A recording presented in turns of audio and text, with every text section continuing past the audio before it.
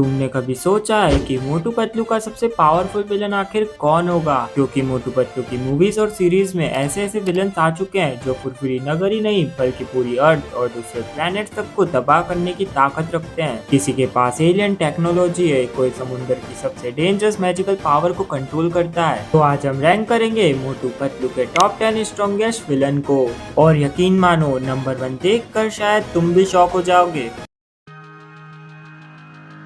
List की शुरुआत करते हैं एक ऐसे विलन से जिसे इंट्रोड्यूस करने की शायद जरूरत ही नहीं। जॉन कितना भी स्मार्ट हो, एंड में मोटू की समोसा पावर उस पर भारी पड़ जाती है, या फिर वो पतलू की इंटेलिजेंस का शिकार हो जाते हैं। इसलिए पॉपुलैरिटी में जॉन चाहे नंबर 1 हो, लेकिन स्टैन के हिसाब से ये हमारी लिस्ट में नंबर 10 पोजीशन पर रखा गया। लेकिन अगला विलन पूरे समुद्र का राजा था, समुद्र की गहराइयों में बसा हुआ शार्क किंगडम और उसका खतरनाक रूलर शार्काल। ये विलन हमें डीप सी एडवेंचर मूवी में देखने को मिला था। पहली नजर में ही शार्काल किसी मॉन्स्टर से कम नहीं था। Giant body, beast like strength और उसके अंदर एक पूरी under water army. Water combat में इसे हराना लगभग इम्पॉसिबल था, लेकिन जितना पावरफुल शार्काल था उतना ही आसानी से वो दूसरों को इन्फ्लुएंस में आ गया। शकुनी ने उसके गुस्से का फायदा उठाया और उसे अपनी चांद में फंसा लिया। यही उसकी सबसे बड़ी वीकनेस बनी। जब मोटू पतलू ने उसे सच दिखाया तो शार्काल को समझ आ गया कि असली विलन और कोई नहीं, और वहीं उसकी रिडेम्पशन की शुरुआत थी।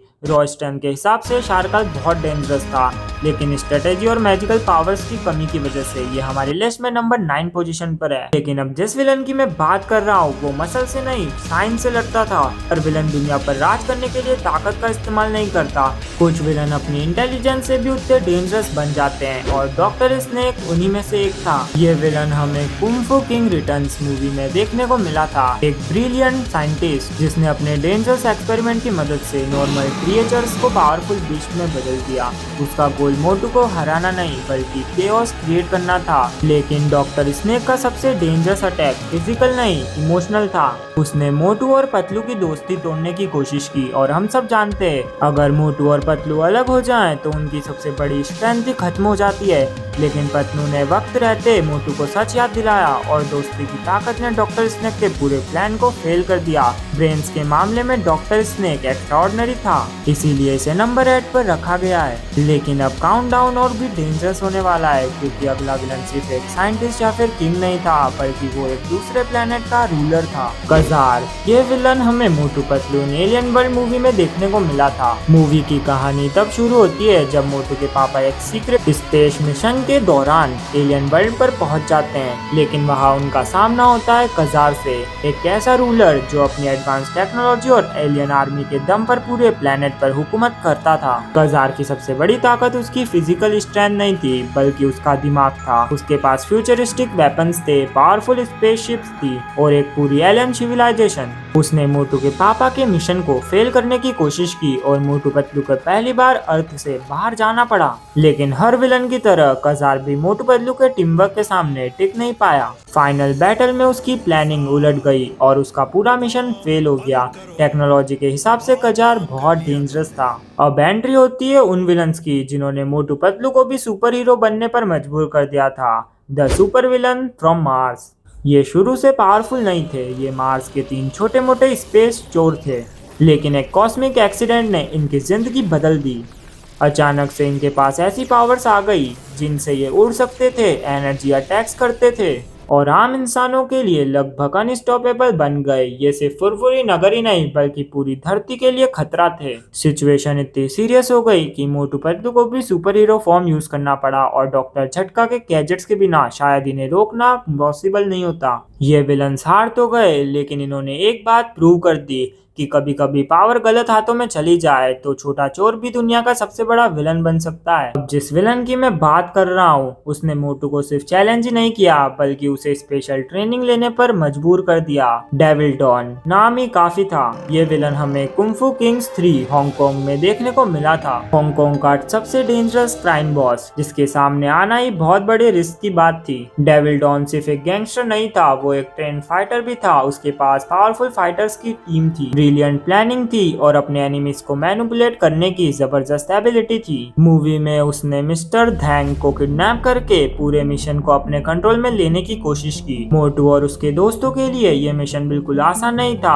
उन्हें हांगकांग तक जाना पड़ा, नए अपोनेंट्स का सामना करना पड़ा और मोटू को अपनी फाइटिंग स्किल्स को और इम्प्रूव करना पड़ा। फाइनल बैटल में मोटू ने सिर्फ अपनी समोसा पावर का भरोसा नहीं किया बल्कि ट्रेनिंग से सीखे हुए मूव्स का यूज किया। तब जाकर डेविल डॉन को मोटू हरा पाया। इसी वजह से डेविल डॉन सिर्फ एक फनी मूवी नहीं थी और इसीलिए ये हमारी लिस्ट में नंबर 5 पोजीशन पर आता है। अब तक हमने देखे अर्थ के फाइटर्स, एलियन रूलर्स और कॉस्मिक पावर्ड क्रिमिनल्स, लेकिन अब हम देखने वाले हैं असली बैटल। अब हमारी लिस्ट में एंट्री होती है एक ऐसे विलन की जिसने फुरफुरी नगर या फिर धरती नहीं, सीधा चांद को अपना टारगेट बना लिया था, ड्रैगो।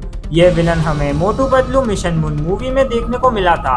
ड्रैगो का सपना था मून पर कब्जा करना और वहाँ के रिसोर्सेज को अपने फायदे के लिए यूज करना, और इसी सपने को पूरा करने के लिए उसने बना रखी थी एक रोबोट आर्मी। ये रोबोट सिर्फ नंबर में ज्यादा नहीं थे बल्कि एडवांस टेक्नोलॉजी और डेंजरस वेपन से भी इक्विप्ड थे। जब मोटू पतलू को इस प्लान के बारे में पता चला तो उन्हें पहली बार अर्थ छोड़कर मून तक जाना पड़ा और वहीं से शुरू होती है जबरदस्त स्पेस एडवेंचर। फाइनल बैटल में ड्रैगो ने अपनी पूरी रोबोट आर्मी मोटू के खिलाफ उतार दी। इन जैसे हर बार होता है, मोटू की हिम्मत, पतलू की प्लानिंग और डॉक्टर झटका की टेक्नोलॉजी ने मिलकर ड्रैगो के पूरे मिशन को बर्बाद कर दिया। बात करते हैं उस विलन की जिसे देखकर बचपन में काफी लोग जेन्युइनली डर गए थे, शार्कुनी, डीप सी एडवेंचर का असली मास्टरमाइंड। जब पहली बार शार्कुनी स्क्रीन पर आता है तो वो किसी नॉर्मल विलन की तरह बिहेव नहीं करता। उसका काम नेचर, उसकी क्रीपी स्माइल और उसका डार्क मैजिक उसे बाकी विलन से काफी अलग बना देती है। शार्कुनी का असली गोल था पूरे समुद्र पे अपना राज जमाना और उसने इसके लिए शार्काल जैसे पावरफुल किंग को भी मैनिपुलेट कर दिया था। यही उसकी सबसे बड़ी ताकत थी। उसकी मैजिकल स्टाफ की वजह से वो पावरफुल स्पेल्स यूज करता, अपना रूप बदल सकता और एनिमीज को कंफ्यूज कर देता।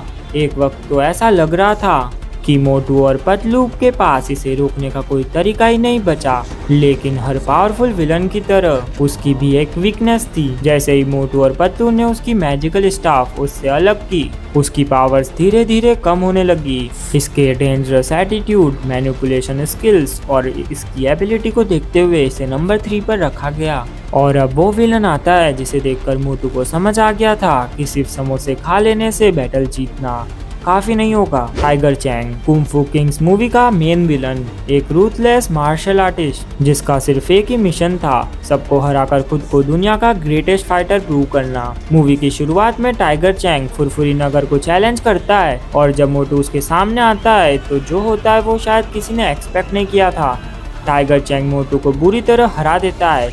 ये मोटू की उन बहुत रेयर डिफीट्स में से एक थी जहां वो बिल्कुल हेल्पलेस नजर आता है। इसी हार के बाद मोटू डिसाइड करता है कि अगर टाइगर चैंग को हराना है तो खुद को बदलना पड़ेगा। फिर शुरू होती है उसकी ट्रेनिंग, हार्ड वर्क, डिसिप्लिन और मार्शल आर्ट्स की प्रैक्टिस। फाइनल बैटल में ये सिर्फ मोटू वर्सेस टाइगर चैंग की फाइट नहीं थी, कॉन्फिडेंस और डिटर्मिनेशन की फाइट थी और इस बार मोटू जीत जाता है। टाइगर चैंग की कॉम्बैट स्किल्स लेजेंडरी थी, उसने मोटू को ट्रेन होने पर मजबूर कर दिया। इसी वजह से इसे नंबर 2 पर रखा गया। अब काउंटडाउन में सिर्फ एक ही नाम बचा है, एक ऐसा विलन जिसका टारगेट सिर्फ अर्थ नहीं बल्कि पूरा यूनिवर्स था।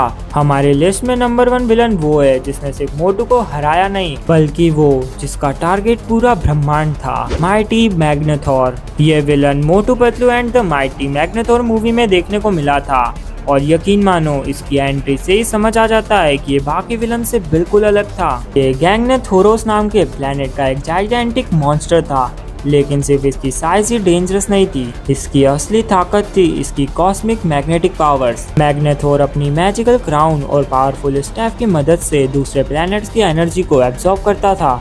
उसका मिशन सिर्फ अर्थ को जीतना नहीं था, वो अपने क्राउन की पावर बढ़ाने के लिए दूसरे प्लैनेट्स को भी अपना शिकार बनाना चाहता था। सोचो, जब एक विलन का टारगेट एक शहर या एक प्लैनेट नहीं बल्कि पूरा यूनिवर्स हो तो उसकी पावर का लेवल क्या होगा। मूवी में कई बार ऐसा लगा कि शायद इस बार मोटू पतलू के लिए जीतना नामुमकिन है, क्योंकि जितनी बार मैग्नेटोर अटैक करता उतनी बार उसकी ओवरवेलमिंग पावर सब पर भारी पड़ जाती। उसकी मैग्नेटिक एबिलिटीज की वजह से उसके सामने टिकना बहुत मुश्किल था। लेकिन हर विलन की तरह उसकी एक वीकनेस भी थी जो हमारे पतलू ने बहुत जल्दी समझ ली कि मैग्नाथोर की असली पावर उसके स्टाफ और उसकी एनर्जी के सोर्स से आ रही है। बस फिर क्या था, मोटू पतलू और पूरी पलटन ने सीधा उसके पावर सोर्स को टारगेट किया। जैसे ही उसकी पावर खत्म होने लगी वैसे ही मैग्नाथोर भी कमजोर पड़ने लगा और फाइनली जो विलन पूरे यूनिवर्स को चैलेंज कर रहा था वो खुद ही हार गया। तो ये थे हमारे मोटू पतलू यूनिवर्स के सबसे पावरफुल विलन। अब फैसला तुम्हारे हाथ में है, तुम्हारे हिसाब से नंबर 1 कौन डिजर्व करता है। अपनी रैंकिंग कमेंट सेक्शन में जरूर बताना। और अगर तुम लिटिल सिंघम के टॉप 10 विलन्स के बारे में जानना चाहते हो तो यहाँ क्लिक करके देख सकते हो। मैं तुम्हें वहीं मिलूंगा।